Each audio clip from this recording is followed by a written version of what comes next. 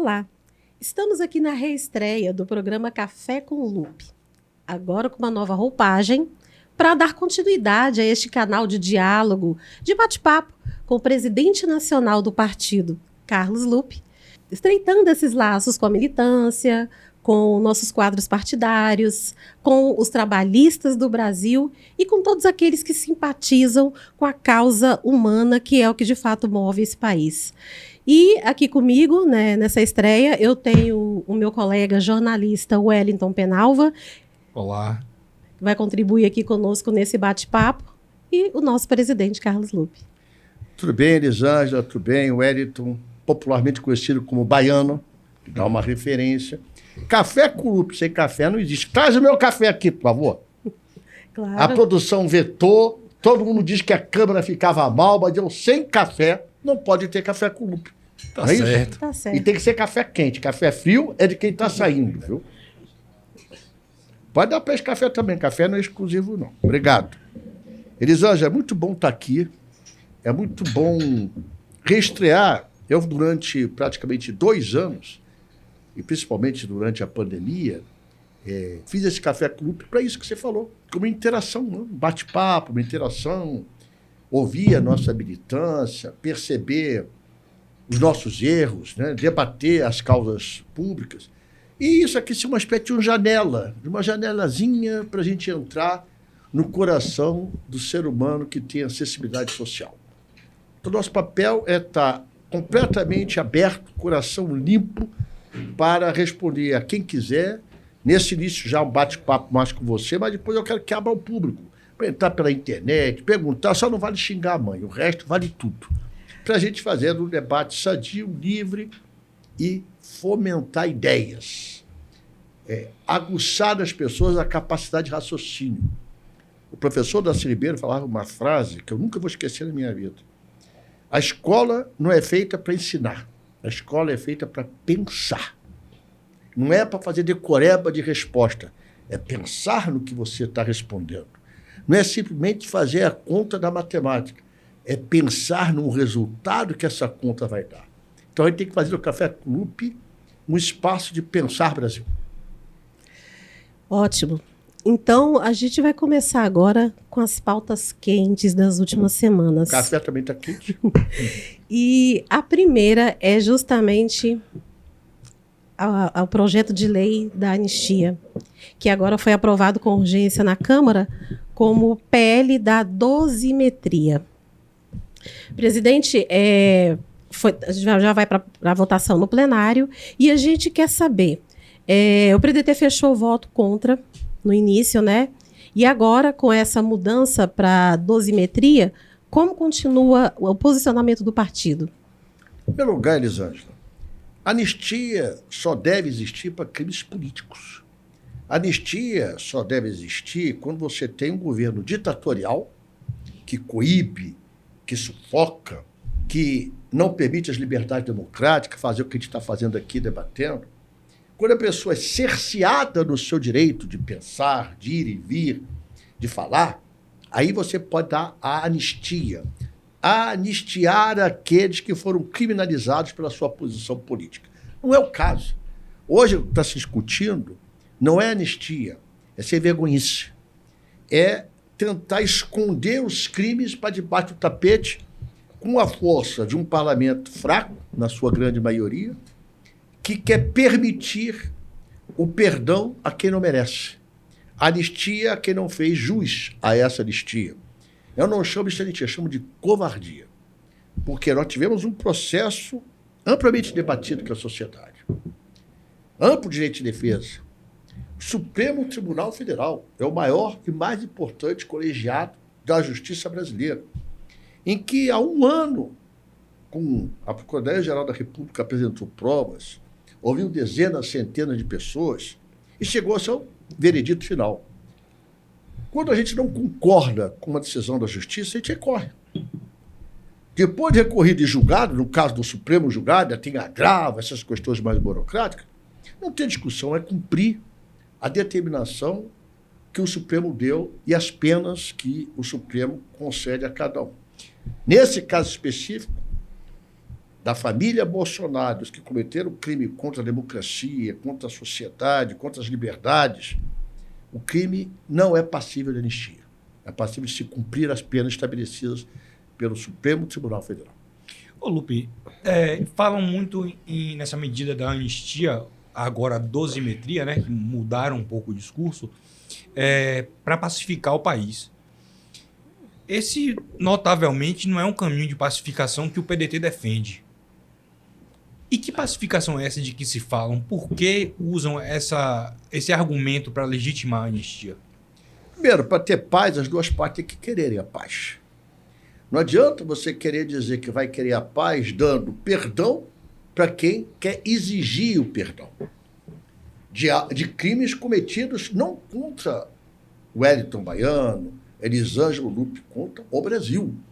O crime que eles cometeram é com o Brasil. Será que as pessoas não têm memória de lembrar que 700 mil brasileiros, não é 7, já seria grave, não são 7 mil gravíssimos, não são 70 mil, muito mais do que gravíssimo, são 700 mil brasileiros que morreram por causa da pandemia. E se tivéssemos meses antes adotado os critérios legais, normais, da importação de vacina, se o presidente da República tivesse incentivado a população a se incentivar, em vez de debochar, de ridicularizar, dizer que quem tomasse vacina podia virar jacaré, fingir tosse, como se fosse uma fraqueza da humanidade, nós teríamos poupado dezenas, centenas, talvez milhares de vidas. Isso não é crime? A omissão também é crime. Então, esse tipo de argumentação de paz, a paz só existe quando os dois querem as pazes. Quando só um quer a paz, não tem paz. Tem acovardamento, tem mentira, tem capitulação. Né? Isso eu sou contra. E a dosimetria, que é calcular a dose do tipo de pena que vai ser dada, não compete ao Congresso Nacional, é o juiz. Quem vai dizer para o juizado, vai ser assim em tal caso? Então, para que tem juiz? Para que o juiz vai julgar? Se a função do magistrado é condenar, absolver, e condenar dizer qual o tamanho da pena. Então, eu vou dizer, em cada um dos dezenas, centenas, milhares de tipos de crime, eu vou fazer uma dosimetria, vou impor ao judiciário, então acabou o judiciário. Não há poder nem legal, nem institucional, isso é completamente uma afronta à Constituição brasileira, que não garante a liberdade dos três poderes. Poder executivo, que tem que executar o orçamento, executar as políticas públicas, poder legislativo, que tem que legislar sobre as leis, e o poder judiciário, que tem que aplicar as leis. Existe a lei? Existe. Existe o poder judiciário para julgar? Existe. Tem que ser dado direito de defesa amplo, geral e restrito? Tem e foi dado. A dose da pena é do Supremo, não é do Congresso, não é da Câmara, nem do Executivo, é do Poder Judiciário. Perfeito. E da forma como eles fizeram e da forma como eles argumentaram ali, acaba sendo uma anistia com outro nome. Por isso que eu chamo de covardia. Por que eu chamo de covardia? Porque isso é acobertar crimes, acobertar delitos contra a nação. É que eu sempre costumo dizer que a democracia é muito imensurável. As pessoas não pegam essa palavra democracia. As pessoas não veem a palavra democracia. Mas a ausência da democracia, eu costumo comparar, é que nem a ausência do ar que nós respiramos. Alguém vive sem oxigênio? Ninguém vive. Alguém vive sem o direito de fazer o que nós estamos falando? Falar o que pensa, circular livremente, pensar livremente. Então a democracia é que nem oxigênio. A gente não vê, não toca, mas não vive sem ela. E não vive sem o oxigênio. Isso é uma comparação para simplificar uma linha de pensamento.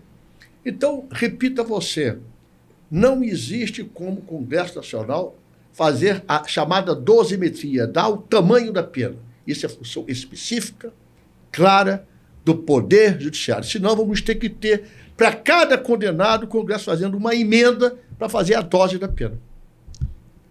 Pois é, e o senhor falou exatamente na questão da manutenção da democracia e vendo-a na prática, inclusive por meio dos projetos de lei que são aprovados e o posicionamento do PDT.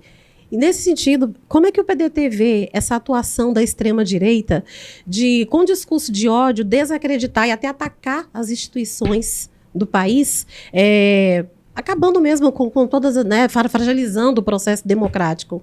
Talvez, Elisângela, essa seja a maior tristeza que eu estou vendo nesses tempos. Em 46 anos de vida pública, eu tenho 46 anos, que é a mesma idade do PDT, que é meu único partido.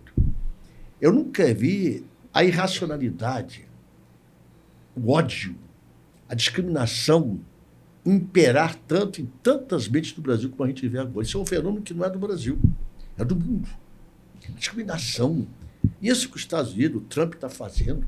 Eu fico imaginando o seguinte, já imaginou se ele expulsasse todos os latinos, africanos, sul-africanos, indianos, Estados Unidos? Quem é que ia dizer, por exemplo, como é que ia funcionar os táxis em Nova York? Quem ia ser as babás das madames dos Estados Unidos? Quem ia fazer a construção dos prédios? Tudo isso é a mistura, a miscigenação da raça que ajudou a formar essa grande nação que são os Estados Unidos da América do Norte. O Trump não representa os Estados Unidos da América do Norte como um todo. Representa parte da sociedade americana, a parte mais escrota, mais elitista, mais covarde, que vê a nós como se fôssemos serviços escravos modernos. Né? Agora ele apareceu, eu fiquei chocado, ninguém falou isso. $1 milhão para ter o Green Card, aquele cartão. O que é isso? Virou um comércio a cidadania. Trump está transformando os Estados Unidos no comércio da cidadania. Quer ser americano, paga $1 milhão. Se for empresa, é $2 milhões, $5 milhões. O que é isso? Mercantiliza o direito das pessoas querer viver, que é um direito universal, onde quiser. Né? Então, tudo é muito pequeno. Isso é um fenômeno que a gente tem que parar para entender, porque tantas pessoas estão acreditando nisso. E eu costumo dizer que uma identificação, desculpe que eu te interrompi, até teu oxigênio. Eu costumo dizer que isso é uma identificação da ignorância. O ignorante se identifica com o ignorante. O grosso se identifica com o grosso. O mal-educado se identifica com o mal-educado. O sem sensibilidade social se identifica com o sem sensibilidade social. O discriminador, o raivoso, o odiento se identifica. E eu fico assustado como tem gente com esse perfil nessa pátria brasileira e no mundo. E qual é o antídoto disso? Não vejo outro. Só tem um instrumento que, para mim, o maior socialista que a humanidade já teve, Jesus Cristo. Para mim, foi o maior socialista que a humanidade teve. Andava entre os próprios, calçava a sandália da humildade, foi criado e nasceu numa manjedoura, protegeu Madalena e dizia assim, atira a primeira pedra quem nunca pecou. E ela era considerada chefe de um prostíbulo à época. Esse Cristo, que é o das minorias, que é da humildade, para mim foi o maior socialista. E essas pessoas falam no nome de Deus, que é o Cristo, de uma maneira de tanto ódio. Onde Cristo, na Bíblia está escrito, odiai-vos uns aos outros? Ou está escrito, amai-vos uns aos outros? Eu acho que o nosso instrumento para combater isso, primeiro é a verdade. Está na Bíblia, a verdade vos libertará. Primeiro a verdade. A verdade é um instrumento, olha, irremovível, ninguém toca, ninguém consegue escondê-lo. Segundo, ao lado da verdade, usar um antídoto para o ódio, o amor, a fraternidade, a luta por uma sociedade mais igual, mais justa, mais fraterna. É utópico, é. Mas se a gente não tiver sonho para viver, de que vai valer a vida? Verdade. Lupe, nesse cenário de violência política, clima exacerbado de extremismo político, você acha que a extrema-direita tem um papel, para além da sua oposição que faz ao governo, um papel de fomentar esse clima odioso, fomentar a fake news? Com um objetivo específico. Ela representa um segmento da sociedade que a gente que é democrática tem que respeitar. Não é concordar. É diferente. Respeitar o direito das pessoas pensarem assim, a gente tem que respeitar. Respeitar o direito das pessoas escolherem um time de futebol, uma escola de samba, uma cor preferida, a gente tem que respeitar. O que a gente tem que combater com muita força de argumento, de verdade, é a discriminação, é o ódio, é a raiva, é o alimento dos sentimentos mais primitivos do ser humano. A gente passou a época de fazer justiça pela própria mão, passou a época em que um matava o outro com acobertamento do Estado. A minha Santa Igreja Católica matou tantos mártires em nome de Deus. Até em nome de Deus se matava. Um exemplo mais público, mais notório. E ainda se mata, né? Claro. Joana d'Arc.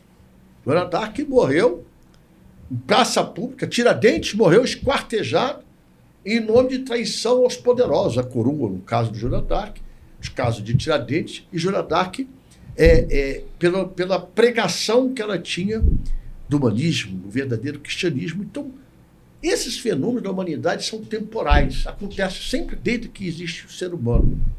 E o nosso papel nesse processo é ter muita capacidade de resistir, não sucumbir a esse processo e ter argumento. Às vezes, não quer nem nos ouvir. Mas não importa se a gente está falando ao vento. Eu costumo dizer o seguinte: o vento tem a capacidade de levar para os nossos ouvidos, para os nossos corações, mensagem que às vezes a gente não consegue ouvir. Por quê? Porque ele espalha, ele não tem controle. Então nós estamos aqui, 3, 4, 5 pessoas falando.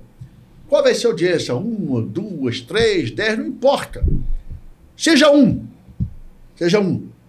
Já estamos ajudando a construir mais um nessa luta, uma sociedade mais justa, mais fraterna, mais igual, sem discriminação. Eu acho que esse é o nosso papel. Não é ver a quantidade de pessoas que nós estamos convencendo. É ver que nós estamos, em algum momento, entrando na vida de alguém para contribuir com a melhoria da sua vida. O senhor reforçou aí o entendimento de que essas ações da extrema-direita, inclusive com discurso de ódio, imbuído de fake news, de muita mentira, muita desinformação, também é um extrato, uma representação da sociedade, mas que tem abalado as instituições da forma como eles têm feito. O senhor acredita que é possível também adotar medidas institucionais para controlar um pouco essas ações? Eu sou contra todo e qualquer sistema de censura, mas eu acho que tudo tem que ter limite. O limite da minha liberdade é eu respeitar a sua liberdade. Então, como é que se constrói isso? Eu sou a favor de se discutir, por exemplo, esse papel das redes sociais. Será que o papel das redes sociais é cada um se sentir um novo dono de todas as verdades e sem nenhuma base e nenhum fundamento esculhambar a vida das pessoas, destruir imagem, denigrir não é eticamente correto falar, depreciar, diminuir, depreciar a vida do seu semelhante? Isso tem que ter limite. Então, primeiro, tem que se ter o limite de saber que nada é bom quando passa do limite da opinião para a agressão. Do fato pelo fake news, pela mentira. Isso a gente tem que construir. Mas, olha, isso não é obra para o governo. Isso não é obra para o momento. A gente tem que parar para pensar os primórdios da humanidade. As conquistas violentas por espaço de terra. Como foi conquistada e feita a Mesopotâmia, que hoje é parte da Europa, parte do Egito, de Israel. Quanta violência, irracionalidade. Eles pegavam aqui os nossos canganceiros nordeste, penduravam nos postes a cabeça das pessoas que eram chamadas de criminosos para servir como exemplo de não cometer crime. Que crime era? A gente nunca sabe. O que aconteceu com Tiradentes, quartejado, pedaços de Tiradentes foram tirados e levados para a opinião pública. Sabe? Inclusive está lá no Rio, na Praça Tiradentes, com um pedaço do corpo de Tiradentes, deve ter só osso agora, se tiver, para servir de exemplo da força do poder para reprimir aqueles que pensassem contra o poder. Então, isso existe desde os primórdios da humanidade. É uma marca do totalitarismo. Claro. Como é que isso muda de um dia para o outro? Não. Isso só muda pela capacidade, se a gente tiver, de convencer, de argumentar. E numa democracia, e hoje nós temos uma democracia informatizada, moderna, né? Você vai lá, aperta o botãozinho e está votando. Hoje, infelizmente, muito viciado, o poder econômico ainda existe. Hoje, acho que, otimistamente, 2/3, ou até mais um pouquinho, é eleito pela força do dinheiro. Ah, tem renovação. A renovação que você vai ver é filho, é neto, é bisneto, é ex-governador, é ex-deputado, não tem uma renovação, é muito pequena a renovação do Congresso, das assembleias, aqui em Brasília, das câmaras distritais. Como você muda isso? O lado bom dessas redes sociais é que ela democratizou a informação. O lado ruim é que ela deformou a informação. Olha que Que difícil que a gente tem de contar. É como dois pêndulos que estão na mesma balança. É difícil ter um controle sobre essas difícil. plataformas. Né? Muito difícil, porque aí eu lembro do velho, querido, amor da minha vida, paixão da minha vida, é o Leonel Brizola. Só a educação liberta e emancipa o povo. Isso depende da consciência, da educação, de preparar essa nova geração para entender o papel dela, de fazer, como falava Darcy, pensar e não decorar. É um processo de médio e longo prazo. Não é fácil, mas se fosse fácil, não era para nós. Para a gente reforçar um pouquinho a questão do PDT e a sua luta pela soberania do país, agora na última reunião, nesse último encontro da ONU, um dos discursos, talvez o mais aguardado, fosse exatamente o da figura de Trump, que falou depois do presidente Lula. O Lula, na sua fala, reiterou o papel do Brasil em lutar pela sua soberania e não admitir que nações estrangeiras venham querer interferir diretamente nas nossas instituições. E logo depois o Trump veio e reforçou o discurso dele de que ele acredita que é papel, sim, dos Estados Unidos da América e, mais especificamente na pessoa dele, interferir, sim, em como a política de um país funciona se ele achar que isso está atingindo os objetivos dos Estados Unidos. Falando diretamente para o Brasil. Qual que é o posicionamento do PDT em relação a isso? Isso não é novo. Isso é a visão de todo imperialismo. Todo imperialismo na história da humanidade queria dominar os outros povos pela força, pela arma, pelo dinheiro, pelo poder. Essa parcela, e não é todo o povo americano, para a gente não ser injusto, que pensa como Trump, acha que é isso mesmo. Tem que impor, primeiro, Estados Unidos é a moeda do mundo, é o dólar. Segundo, Estados Unidos é a força armamentista do mundo. Nenhum país no mundo tem a força de armamentos que os Estados Unidos têm. Então, eles têm o dinheiro, eles têm o capital e têm armas. Por que eles não dominam o mundo? É um pouco a cabeça que o Trump revelou. Que não é diferente de seus ancestrais, que formaram a colônia inglesa, que ajudou a formar os Estados Unidos da América do Norte. Então, essa é uma linha de pensamento do dominador do imperialismo contra os mais frágeis, os que querem a sua libertação. Foi a história da África, foi a história da formação do Brasil, é a história de toda a humanidade. E isso ganhou mais ressonância nos últimos tempos, porque durante muitos anos essa parte da sociedade se sentiu reprimida. Ela não tinha com quem se identificar. Então a gente foi ganhando corpo. Parcela mais de centro-esquerda passou a ter poder, políticas sociais, programas importantes, como os CIEPs, os Brisolões, o Bolsa Família, ajudas sociais que a Previdência dá. Quando começa a estudar, já pensou uma coisa? Quando você faz um programa universitário que abre com bolsa a oportunidade ao filho do trabalhador de ter a mesma escola que o filho do rico, olha que agressão nós estamos fazendo para essa elite. Como filho de uma empregada doméstica, o que eles pensam, pode ter a mesma oportunidade que meu filho, que foi criado em berço de ouro? Isso é uma agressão para eles, porque é a cabeça do dominador. Então, isso, muita parcela da sociedade fica colhendo até ter a oportunidade de se identificar. Minha concepção é essa, o Trump identifica essa parcela. Aqui, o ex, o falecido, o torturador, o Beelzebub, se identifica com essa outra parcela também. E como a gente consegue chamar essa população? Não adianta você dizer, está pensando errado, eu estou certo. Isso acontece dentro de família. Família brigando, irmão brigando com o irmão. Uhum. Como você vai conseguir isso? Só com um único fato, mano. A verdade. Vem cá, como é que está a vida do povo brasileiro? Melhorou a tua vida? Você, dentro desses 4 anos, teve melhoria na saúde? Não teve aumento real do salário mínimo, as pessoas não param para pensar nisso. Os programas sociais foram todos parados. Então, como a gente pode comparar e convencer as pessoas? Compare o mundo de hoje com o mundo quando estavam eles no poder. Então, a gente tem que começar a ter capacidade de resgatar uma parcela que eu julgo maioria, que está enganada nesse processo. Está induzida nesse processo pelos chamados falsos moralismos. O que eu chamo de falso moralismo? Ninguém pode cobrar moral do seu semelhante se não a pratica. Não pode cobrar bons costumes do seu semelhante se não a pratica. Quer dizer, um ser humano vai ser considerado de bem ou de mal pela sua sexualidade? Que humanidade é essa? O ser humano vai ser considerado de bem ou do mal, de bom ou mau caráter, pela sua aparência? Pela sua conta bancária? Que humanidade é essa? O ser humano tem que ser claro que se ele é bom pelos seus valores, pelas suas práticas, pelo seu comportamento, não pela sua aparência. Sim. Não é o nariz grande como eu tenho que vai dizer se eu sou bom ou sou ruim. Pode a aparência enfeiar o rosto, mas o que eu tenho que saber é a aparência da alma, do sentimento, né? Da compreensão de mundo. Do caráter. E isso, claro, isso leva tempo, Elisângela. Eu não me iludo. Cristo era Cristo. A humanidade tem que ler mais a Bíblia, mais profundidade.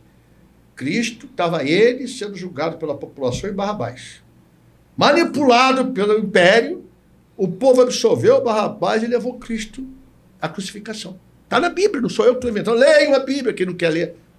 Leiam e interpretem ela com a verdade, não com a sua deformação. O Cristo, que era o Filho de Deus, o Salvador do mundo, foi condenado, foi para a cruz, foi martirizado, foi morto em Barrabás.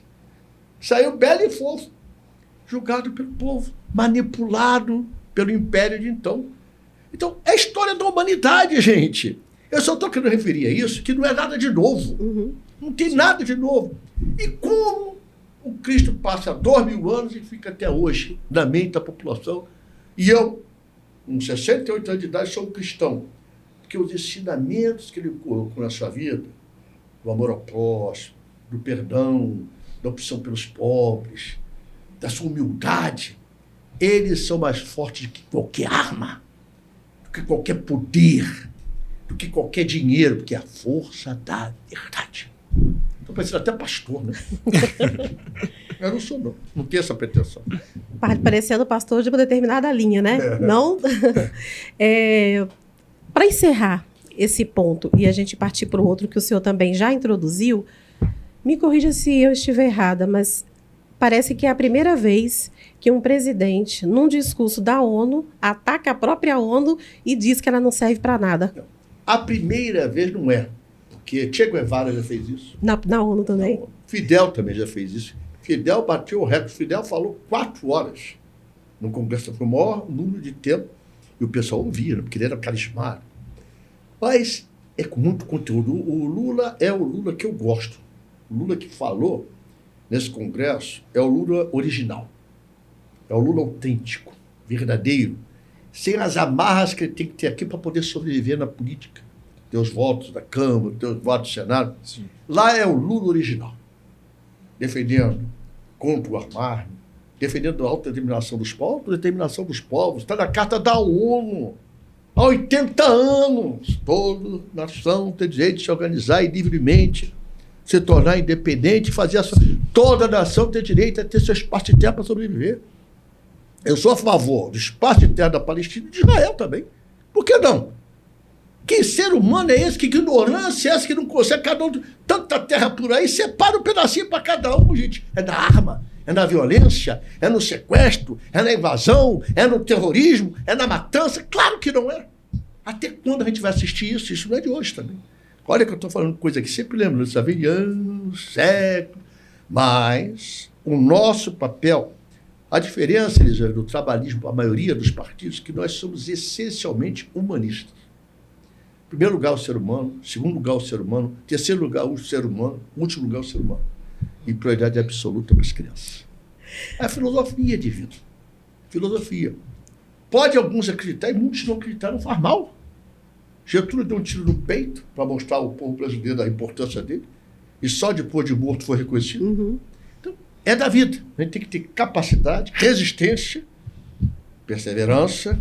Eu sempre repito assim: resisto, persisto, insisto e nunca desisto. Sou brasileiro. Vou só refazer então minha pergunta porque eu não completei da forma correta. O que eu quis perguntar foi a primeira vez que um presidente dos Estados Unidos, numa conferência da ONU, diz que a ONU não serve para nada e que ele estava fazendo o papel que a ONU deveria ter feito. Apaziguando o mundo. Ele está fazendo um belo papel, não tinha certeza se ele é o primeiro, porque eu não tenho essa linha histórica para te afirmar, seria leviano da minha parte. Se ele não foi o primeiro, foi o mais veemente e uma das falas mais importantes da história da Organização das Nações Unidas. Então, agora vamos para o ponto que entra direto naquilo que o senhor falou. O povo brasileiro nos primeiros governos Lula, depois Dilma, vinha experimentando ser inserido em várias parcelas da sociedade que era importante. Acesso à educação, os auxílios, os financiamentos para faculdade, estudos em geral. E aí a gente experimentou um retrocesso.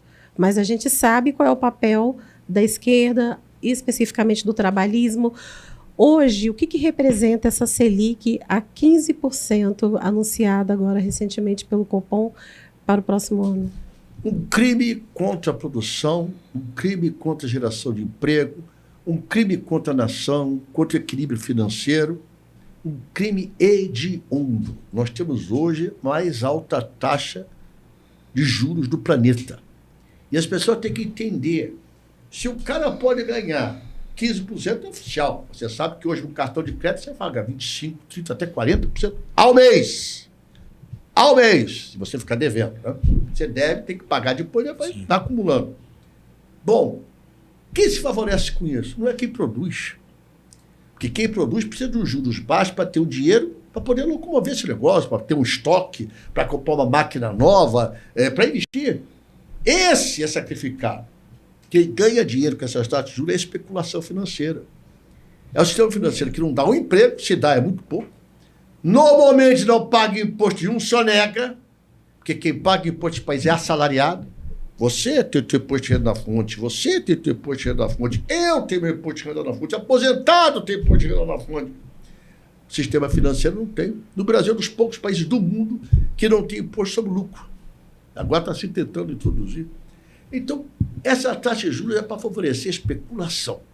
O sistema financeiro é uma taxa antipátria, antipatriota, antipovo, porque impede o crescimento da economia, impede a geração de emprego e renda e aumenta a dívida do Brasil. Porque nós devemos em dólar a 15%, quanto nós temos que pagar a mais da dívida eterna que o Brasil tem. E o Plano Nacional de Desenvolvimento do PDT contempla medidas? Nós tínhamos várias. O Ciro é um gênio nessa parte. Ele construiu o PND, Programa Nacional de Desenvolvimento, com muita competência, começo, meio e fim, para cada área. E ele atacava a sangria disso. Eu já falei uma agora, cobrar impostos sobre o lucro das empresas. Por exemplo, no Brasil não se tem imposto para o filé mignon, se tem para o arroz e para o feijão. Agora até deram uma necessidade, mas tinha até bem pouco. Então, o Brasil, quem tem iate, não paga uma taxa. Agora, quem produz tem. Então, é tudo equivocado. É isso, Lupe. Nessa linha que você está falando, como uma taxa de 15% afeta na prática a vida do cidadão, do trabalhador? O que ele sente? Muita coisa. No aumento de custo de vida. Ah, vem cá, a taxa de juros faz para não aumentar o custo de vida. Não é verdade. Por quê? Quem precisa de dinheiro é o pobre. Quem vai precisar de linha de crédito para melhorar a sua meia-água. Meia-água é um pouquinho puxadinho que a gente faz na casa da gente. Quem vai precisar do seu empréstimozinho para pagar uma enfermidade, um remédio, é o pobre. Nós temos no Brasil, só na Previdência Social, 42 milhões de beneficiários da Previdência. 80% ganha salário mínimo. Desses 42 milhões, 17 milhões têm dinheiro emprestado, do consignado. Quando aumenta essa taxa, praticamente obriga a aumentar a taxa do consignado. Então, quem paga com isso? O pobre. Diminui o poder de compra dele, achata o seu poder de compra. Então, aumentar a taxa de juros é prejudicar quem mais precisa de dinheiro para produzir, para pagar suas contas, para investir no emprego. Perfeito. Presidente Lupe, vamos agora para um rápido ping-pong? Ou não? CLT ou PJ? CLT. O que está por trás do discurso anti-CLT? Discriminar, perseguir e achatar o salário do trabalhador. Getúlio Vargas, visionário ou polêmico? Visionário. Por quê? Porque ele começou a construir o Brasil indústria, quando o Brasil era apenas a política de São Paulo, com Minas Café com Leite. Ele transformou o Brasil no mundo, deu o voto da mulher, criou a consideração das leis do trabalho, criou a Petrobras, transformou o Brasil, por isso era um visionário. O partido do Brizola segue honrando a sua trajetória? Essa é a nossa missão. Só o tempo vai julgar. Trabalhadores de aplicativo precisam de garantias trabalhistas, presidente? São milhões. todo mundo que trabalha tem que ter garantia. Deixa eu seguir com um ping-pong aqui. Bahia ou Rio de Janeiro? E empate. Ainda falta ainda. 0-0. Que nem campeonato da Bahia, né? Diz que Bahia tem tanto santo para de um lado para do outro que qualquer resultado é empate. Ele antecipou, esse ping-pong vinha depois, mas então agora a gente vai para a parte que acredito que é que o senhor mais vai gostar. Nós selecionamos aqui 3 comentários de militantes, de pessoas que são do nosso quadro partidário e que estão ali ativos na rede, e a gente espera que isso seja daqui para frente um dos canais por meio dos quais o senhor falou no início do programa, as pessoas, os pedetistas, os trabalhistas, os verdadeiros patriotas possam enviar perguntas, comentários. Nós vamos selecionar e, na medida do possível, vamos trazê-los aqui para o presidente Lupe responder. E a primeira que a gente selecionou aqui, presidente Lupe, vem do João Pizio. Se for italiano, é Pizio. E ele diz o seguinte: Lupe, siga firme. O PDT do Rio Grande do Sul está contigo. Estamos juntos, Rio Grande é bastião do trabalhismo. Lá é que começou toda a nossa história. Getúlio, Jango, Pasqualini e Brizola. É a nossa terra forte, é a nossa cidadela. O Giovanni Silveira Luz, ele diz o seguinte: temos que ter candidato à presidência para fortalecer o partido. Concordo, sempre tivemos. Durante as últimas 3 eleições tivemos o Ciro 2 vezes e o Cristóvão logo depois que o Brizola morreu. Só que os companheiros têm que entender que agora eu tenho uma missão, que é a cláusula de desempenho, a cláusula de barreira. Preciso ter 2,5% dos votos de deputados federais, nacionais, ou 13 deputados federais em 9 estados diferentes. Então eu tenho que dar, nesse momento, uma prioridade à nossa sobrevida. Às vezes, você tem que dividir o pão para poder sobreviver. Na fartura, a gente divide a carne. E, por último, nós temos o Valmor Stedley. Ele diz o seguinte: creio que o PDT vive suas melhores fases da história no Paraná, com as filiações dos Requião, pai e filho. Parabéns, Lupe.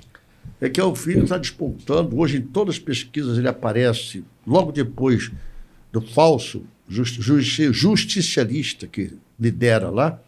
E é jovem, e é a nova geração que tem que apostar. Nacionalista, Requião Filho, tem no DNA a luta nacional, a luta da causa popular, e eu tenho muita esperança de que ele vença a eleição no Paraná. É isso, a gente tem recebido também comentário de outros militantes do Paraná que também têm parabenizado, parece que realmente veio revigorar o Paraná lá, né? A gente tinha aqui uma expectativa de que a gente combinasse para ouvir uma música, para ouvir um caos do Brizola, algo que inclusive ajude a militância a conhecer um pouquinho mais do Lupe. Eu fiz isso, você vai falando, eu falei isso agora, há pouco dia, na sede do partido, lá no Rio de Janeiro, na segunda-feira. Uma vez, fui homenageado, era ministro, com uma premiação das Forças Armadas. E é muito formal, o pessoal todo fardado, medalha de grã-médio e tal.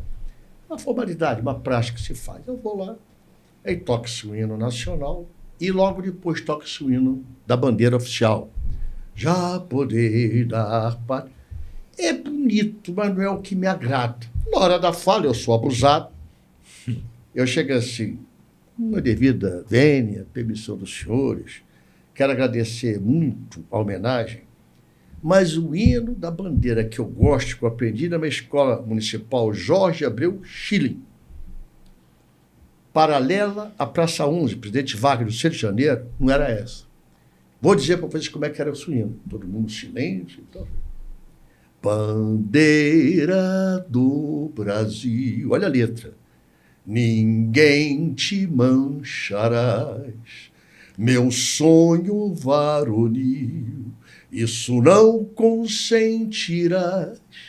Bandeira idolatrada, altiva tremular, onde a liberdade é mais uma estrela brilhar. Olha que coisa linda.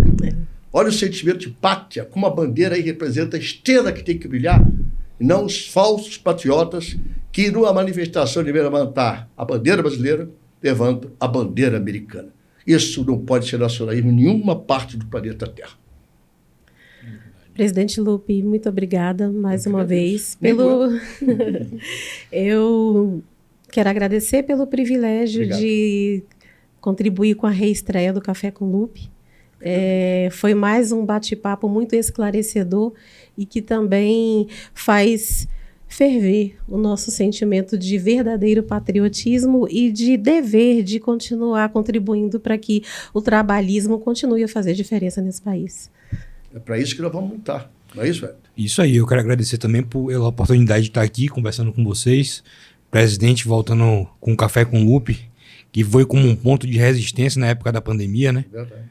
E é isso aí, tamo junto. Eu só quero aqui, para fechar, eu estava lembrando aqui do hino da bandeira, que eu gosto, né, que não é oficial. E eu tive, durante os últimos 12, 13 anos, ninguém teve mais próximo do Brizola do que eu. Oportunidade, sorte, proximidade. Morava no Leme, embora que eu moro até hoje, no Leme. Todo dia eu estava com ele, todo dia, às vezes de manhã e de noite. E ele conversava, desabafava, estava fora do poder já nos últimos anos. Então eu era um privilegiado ser humano que escutava sabedoria. E uma vez, ele falando para mim, me lembrou, por causa do hino, por causa do que você está falando, me lembrou um simbolismo que muito marcou a minha vida. Ele diz assim: Lupe, às vezes a gente só pensa na pátria quando a gente tem que assistir um jogo de futebol. Brasil, Brasil! Quando a gente vai para a guerra, bandeira nacional, armas pela guerra. Esquece que a pátria é todo dia ser vivida, ser sentida, ser amada, ser respeitada. Pátria não é só o mesmo espaço físico que a gente tem para sobreviver. Não é só falar a mesma língua. Pátria é sentimento. Eu emendo. Tem pátrias no mundo que são pátrias em alguns momentos sem nem ter espaço físico para ser. Questão da Palestina, em alguns momentos do próprio Israel. Olha o paradoxo. E são pátria, sem espaço físico. Por quê? É sentimento. Nunca o Brasil precisou tanto de sinceros e verdadeiros patriotas como agora. Amem e defendam a pátria brasileira. É esse o momento. Verdade. Muito obrigada, presidente, mais uma vez. Eu agradeço. E até o próximo Café com Lupe.